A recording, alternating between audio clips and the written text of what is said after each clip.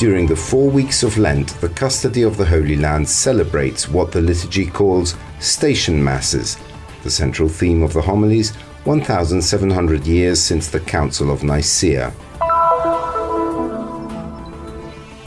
With the title "Who Are You to Me?", the Focolare Movement held its annual meeting, the Mariapoli, at Talitacumen Beit Jala.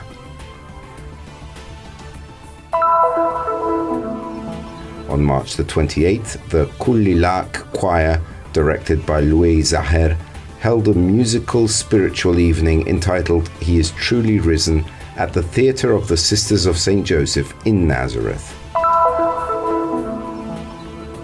The Terra Museum preserves priceless treasures, with Portugal begins a journey through the historical relationship between the custody of the Holy Land and European countries. Among the various signs and symbols we encounter during Lent, we focus on water.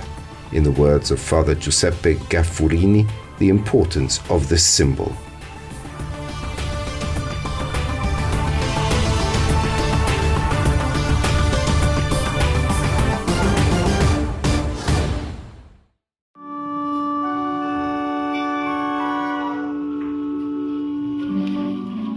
During the 4 weeks of Lent, the custody of the Holy Land celebrates what the liturgy calls seasonal masses.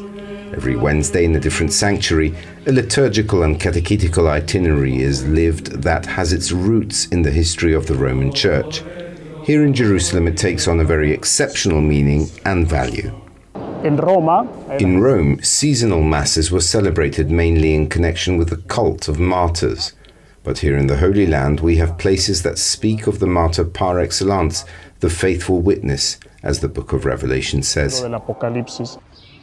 Brother Ulisse was asked to preach on each of these days, and he chose as the guiding thread for the path of reflection which continues in each celebration the importance of the anniversary of the First Council of Nicaea. This year, in addition to reflecting on the Gospels that speak to us of the Lord's Passion in the sanctuaries we visit, we are also celebrating the 1700th anniversary of the Council of Nicaea, which was a milestone, a very important moment in the life of the Church, when the Church asked itself who Jesus was and what relationship the Son of God, Jesus, has with the Father. And it is a very special moment to ask ourselves, who is Jesus? Who is the Son of God for me? And does my faith in Jesus correspond to the Jesus of the Gospel, to the Jesus of the Church's faith? And on this, Nicaea, after 1,700 years, still challenges us today.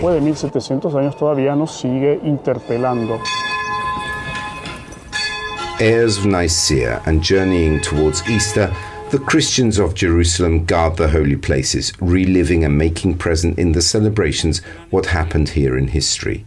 The memory of Nicaea questions the custody of the Holy Land and the local faithful, the international volunteers and all the members of this particular church, and challenges them to consider that there is no peace without truth, but there is no truth possible for today's world unless it finds the courage to face seriously the mystery of Jesus Christ, who died and rose again.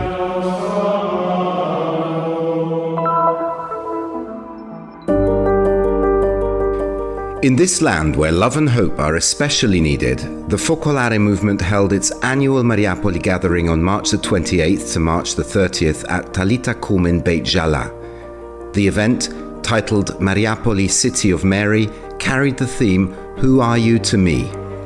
Around 150 people of all ages participated, coming together in an oasis of intimacy, love and fraternity. From the very first day, we felt like one family, even though we didn't know each other. My impression was extremely positive. In a video message, Margaret Karam, current president of the Focolare Movement, explained the theme's significance.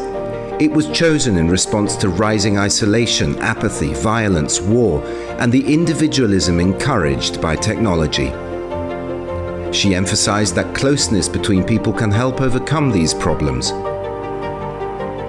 She also shared how to live out of love for one's neighbor by maintaining a close relationship with God, opening up fully to others without reserve, not linking proximity to religious or cultural affiliation, just like the Good Samaritan, and not being afraid to show weakness.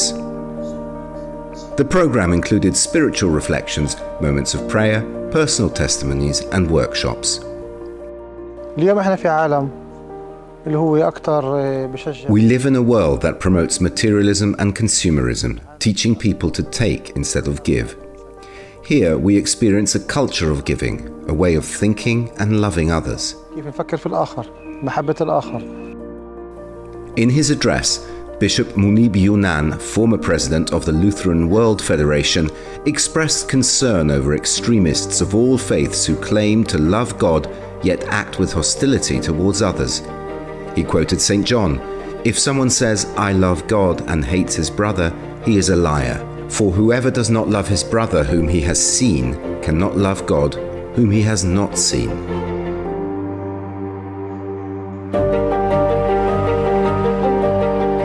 أهم شيء أن أرى The most important thing is to recognize that you are a human being created in God's image. He created both me and you. You have the same rights and dignity that God gave me. If we lose this understanding in our Arab-Palestinian Christian context, we won't be at peace with ourselves. Even in the midst of hatred, we must raise the voice of love. حتى في وسط الكراهية أن نرفع صوت المحبة. This love lies at the heart of the Focolare spirituality. The Focolare Movement started in the World War II, and our foundress was 23 years old, and there were bombings, and they had to go in the shutter all the time, and so they asked themselves, is there an ideal that the bombs cannot destroy? And the answer was in the heart, yes, there is this ideal, God. God is love, and the bomb cannot destroy it. So, who are you to me? Are you a brother, or am I indifferent to you? Are you an enemy? As long as I am at peace with myself, I can pass on to others the reconciliation and love of Christ that gives me life.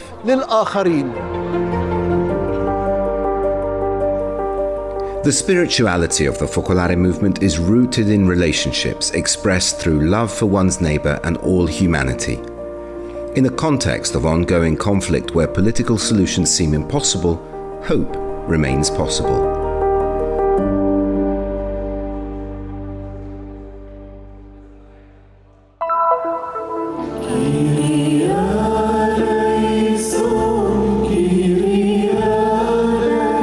Ahead of the Easter celebrations, in an atmosphere of deep spirituality, the Kulli Lak choir, directed by artist Louis Zaher, presented a musical evening titled "He is Truly Risen." The event was held at the Theatre of the Sisters of St. Joseph in Nazareth, organized by the Ajras Association and curated by Rabab Zaitoun. فكرة الكونسرت اللي هي الدمج بين الفيديو والتراتيل. The concert unfolds through a continuous integration of video and hymns, accompanying the entire event from creation to Pentecost. In other words, it tells the story of salvation using biblical verses to emphasize the importance of reading scripture. كمان عشان نضوي على أهمية قراءة كلام ربنا، قراءة الكتاب المقدس.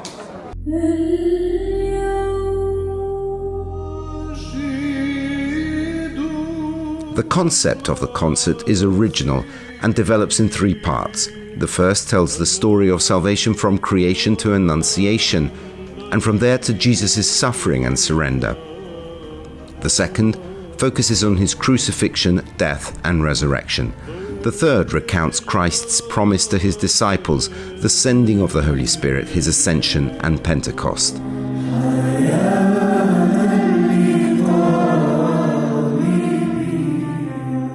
The unique combination of video presentations and hymns dedicated to the Passion and Resurrection turned the story into a musical experience and a powerful performance, enriched by a visually intense stage setting. This blend deeply moved the audience with moments of tears, joy, and applause, influencing the rhythm of the music. Due to popular demand, the musical will be performed again in the future. فالهدف إنه نعيش الناس الرجاء. The goal was for people to experience hope, feel the joy and triumph of the resurrection, and understand that behind every cross there is a resurrection. I came from Shefa Amr with my family and friends to immerse ourselves in the festive atmosphere and enjoy the beautiful music. Hearts and minds are stirred, especially during this Lenten season. The Kullilak choir led us into the Easter atmosphere, a symbol of light, and the angels' hymn helped us fully experience that theme. The resurrection is our hope. The church is founded not only on the resurrection but also on Pentecost, without which it could not exist. Today, all these people embody the church and Pentecost. The musical spiritual evening entitled He is Truly Risen explored the mysteries of faith and strengthened our sense of belonging to the one who through his death and resurrection gave us life.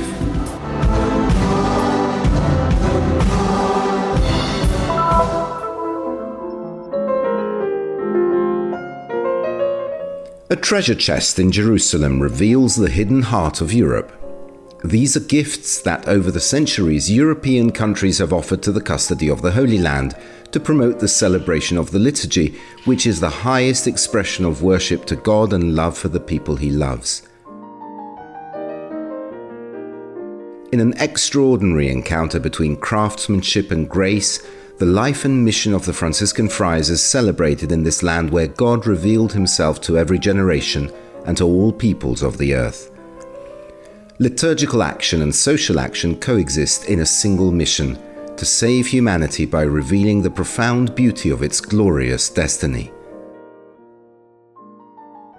La custodia di Terra Santa ha tre missioni. La prima gestire I santuari, promuovere I santuari. The custody of the Holy Land has three missions: promoting the sanctuaries, promoting the worship in the sanctuaries, and serving the local population and pilgrims.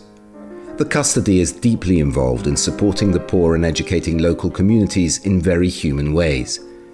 But our care for the poor does not mean we should invest any less effort or energy into animating the liturgies. Caring for the poor and valuing the beauty of liturgy are not in conflict. Tanta fatica umana per animare le liturgie. Non è un contrasto l'attenzione ai poveri e la bellezza nella liturgia. E aqui nos ajuda Santo Agostinho. Saint Augustine helps us here.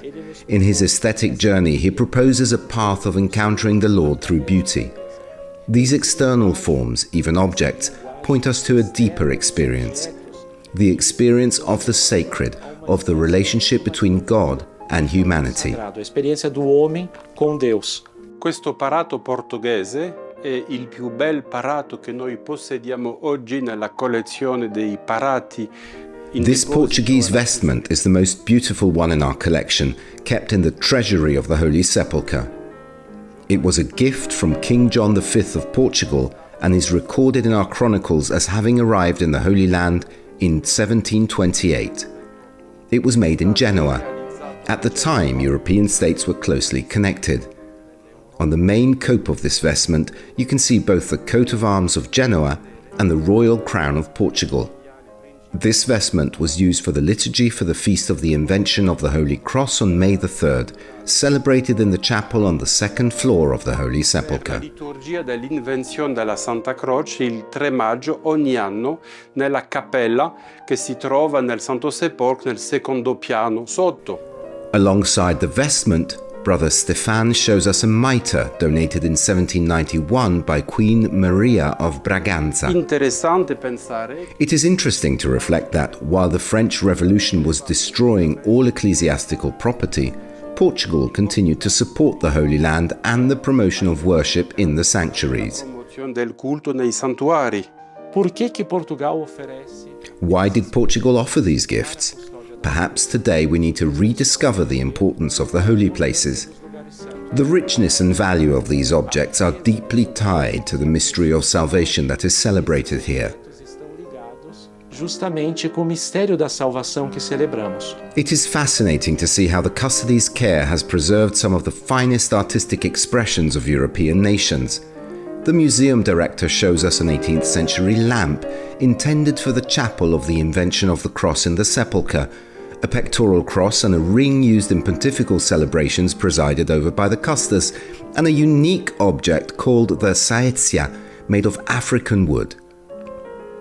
The Terra Santa Museum is not only a masterpiece of theology and aesthetics, but also a monument of geopolitics.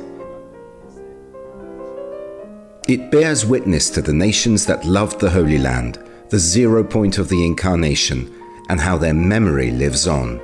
In many of their home countries, objects of this type no longer exist. In 1755, Portugal experienced a devastating earthquake that destroyed much of its artistic heritage. It's interesting to note that, despite the difficulties faced by the Holy Land during the Ottoman period, we managed to preserve the finest treasures of many countries, treasure they themselves have since lost. Research is ongoing, and by the end of this year, a new catalogue will be published by the custody. It will present all the gold and silver liturgical works. I wouldn't be surprised if Portugal had contributed many more items than we will discover, thanks to this upcoming publication.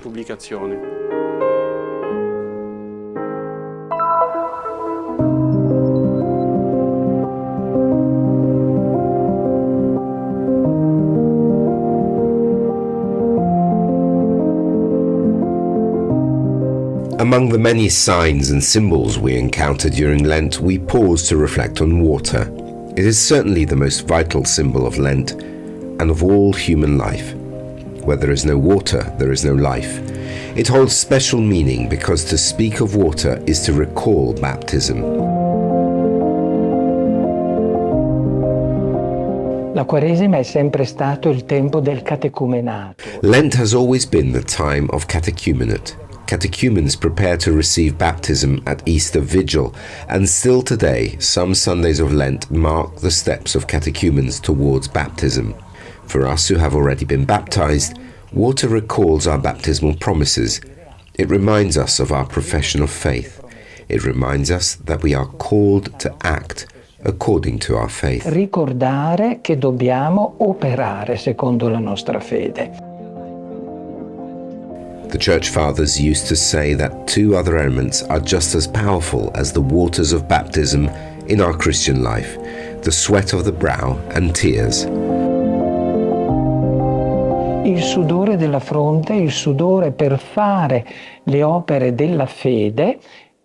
The sweat of the brow, the effort we make to live out our faith, has the same spiritual strength today as the waters of baptism.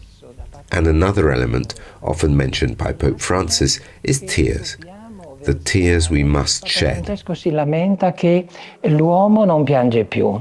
E invece noi dobbiamo versare le lacrime di fronte a tutto il male che c'è nel mondo. For those of us already baptized, the sweat of the brow is the sign of our commitment to doing good. Tears are the sign of our sorrow as we grieve over sin. Il mondo come si presenta oggi in questo momento. The world we see today is not unlike the one Jesus saw when he looked over the Mount of Olives and gazed upon Jerusalem, the city that would not welcome him, the city that would reject him, the city that would crucify him. And in that same city, he would rise again. He wept over Jerusalem. Su Gerusalemme.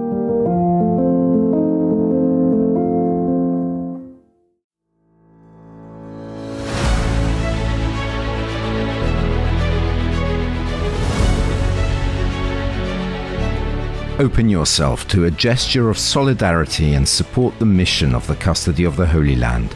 The Christian Media Center spreads the good news of Jesus by making known to the world the spirituality of the holy places and the lives of the Christians who live here. Your contribution will help us bring the proclamation of the risen Lord, the most urgent of all, to men and women of every language and nation. To help us concretely, open the QR code. Your choice makes a difference.